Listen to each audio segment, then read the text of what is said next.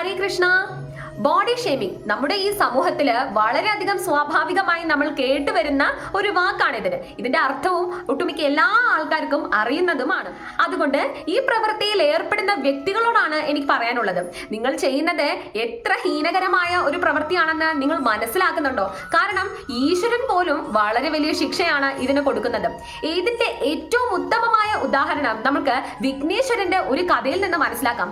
അദ്ദേഹത്തിന്റെ ശരീരാകൃതിയെ വളരെ വലിയ രീതിയിൽ തന്നെ കളിയാക്കിയ ചന്ദ്രദേവന് അദ്ദേഹം കൊടുത്ത ശിക്ഷയുടെ ഒരു വലിയ ഭാഗമായിട്ടാണ് ഇന്ന് നമ്മൾ ഗണേശ ചതുർത്ഥി ദിവസം ചന്ദ്രനെ നോക്കാൻ പാടില്ല എന്ന് പറഞ്ഞ് ഒരു ആചാരം തന്നെ നമ്മൾ മുന്നോട്ട് കൊണ്ടുപോകുന്നത്. അതേപോലെ മറ്റൊരു ഉദാഹരണമാണ് ദ്വാപര യുഗത്തിൽ കുബ്ജയായ സ്ത്രീയെ എല്ലാവരും, കുബ്ജയായ കൂനിയെ എല്ലാവരും കൂനി എന്ന പേര് ചൊല്ലി കളിയാക്കിയപ്പോൾ ഭഗവാൻ ശ്രീകൃഷ്ണൻ അവരെ നോക്കി സുന്ദരി എന്നാണ് വിളിച്ചത്.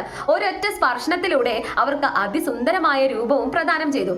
അതേപോലെ തന്നെയാണ് ഇന്ന് ഈ സമൂഹത്തില് ബോഡി ഷേമിംഗ് എന്ന് പറയുന്ന ഇത്തരം മോശമായ ഒരു കാര്യത്തിൽ, ഈ ഒരു പ്രവൃത്തിയിൽ ഏർപ്പെട്ട എത്രയോ ആൾക്കാര് മറ്റെത്രയോ ആൾക്കാരുടെ മനസ്സിനെ എത്ര വലിയ രീതിയിൽ വിഷമപ്പെടുത്തുന്നുണ്ട് എന്ന് നമ്മൾക്കൊക്കെ അറിയാം അല്ലെ. ഒരുപക്ഷെ നമ്മളും അതിന്റെ ഭാഗമായിരിക്കാം, നമ്മളും ഇത്തരം രീതിയിൽ വിഷമങ്ങൾ അനുഭവിച്ച വ്യക്തികളായിരിക്കാം.